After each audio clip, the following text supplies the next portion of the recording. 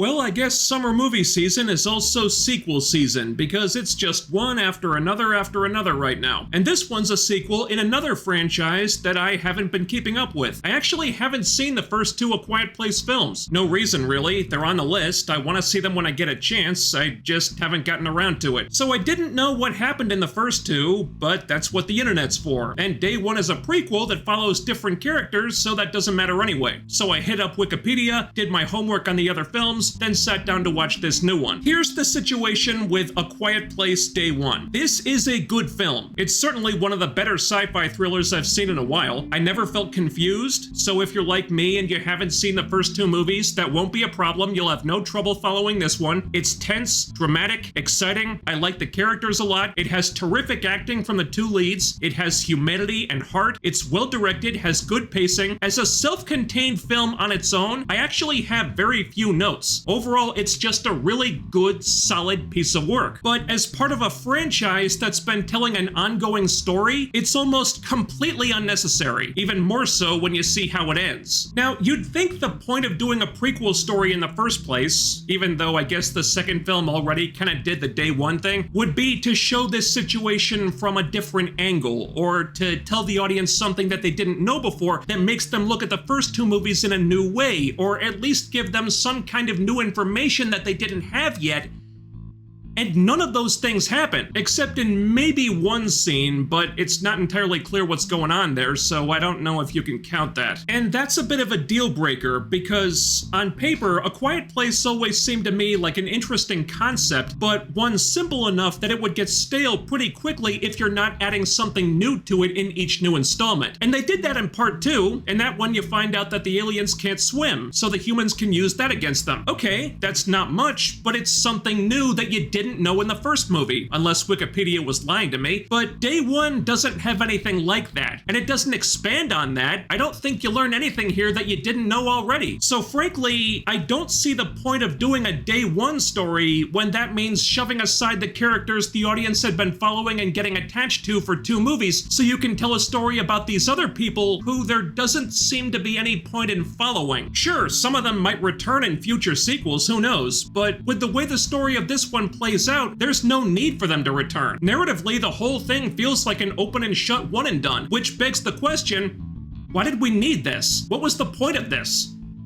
That's two questions, but they both apply here. Day One feels like the filmmakers didn't know where to take the story after part two, so they took it nowhere and just went off on a side quest instead. And hey, look, if you wanted to do a self-contained story, you could do worse than this. There is a lot of good here. It's set in New York City when the aliens first show up, and we follow two strangers who get thrown together as they try to survive, and they aren't even together for that long. I think the whole thing takes place over about 3 days, and they barely exchange any dialogue at all, but there's actually a pretty poignant friendship that develops between these two. Lupita Nyong'o and Joseph Quinn have a ton of chemistry together, and they really get you to care about these two a lot in a pretty short amount of time, which is even more impressive when you consider that one of them is terminally ill and doesn't have a lot of time left, but they put her in life and death situations and you still care about her getting through this and surviving the aliens because the characters are really good and likable and well acted. I think mileage may vary on how much you care about this detour from the main plot, but if you do care, it's because of these two people. That being said, even though this movie is bigger in scope than the other two, with some impressive set pieces, the stakes don't feel as big. Even just by reading the plot synopsis of the first two, I could tell this. In the first two films, you've got this family, these parents and their kids, fighting to survive this alien apocalypse. Here, it's just two people, one of whom doesn't have much longer to live anyway, so the ending feels kind of inevitable even if the aliens don't kill her. I mean, if a character is basically just waiting out the clock, something she's already come to terms with when the movie starts, you can still care about what happens to her, but are the stakes for her really the same as they are for the family?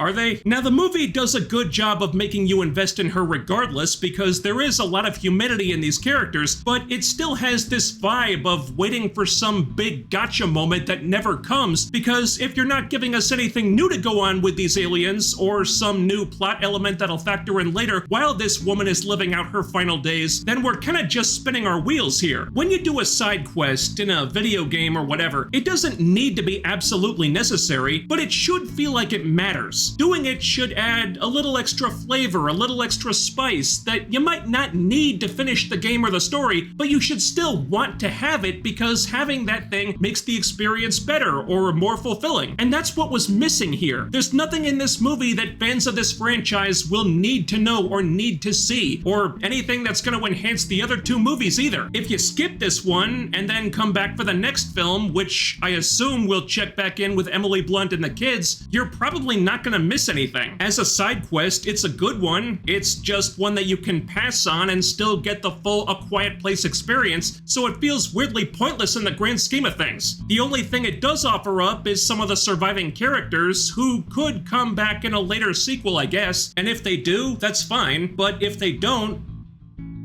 whatever. Maybe there's something to be gained by bringing them back, but if we never see them again, we haven't lost anything because Day One is so self-contained and none of these people are made out to be narratively important or necessary beyond the story of this film. If these characters had learned something new about the aliens that would be important if and when they cross paths with Emily Blunt in the future, that would have made this movie more relevant, but that doesn't happen. So what are we doing here? Why did we get this instead of A Quiet Place Part 3? I don't know. It's not bad. It's a well-made film. There's nothing wrong with it, really, but it doesn't give you anything you didn't already have either. And it all just feels kind of unimportant because at the end of the day, a really good, albeit skippable side quest is still just a side quest. Thanks so much for watching. While you're here, ding that bell icon and follow my social media so you can always be notified when I upload new stuff. The links are down there. And that's important, okay? YouTube is weird about this. Subscribers don't always get notified when I do an upload, so if you want to always be notified, follow my Twitter. That's the best way. But even though YouTube might not always work perfectly, it's still important for you to do all the other YouTube things. So hit that thumbs up, leave a comment, share the video, subscribe if you haven't already, and make sure you're still subscribed, because what really deserves to be ripped apart and brutally killed by vicious alien monsters if it makes so much as one single peep is the YouTube algorithm.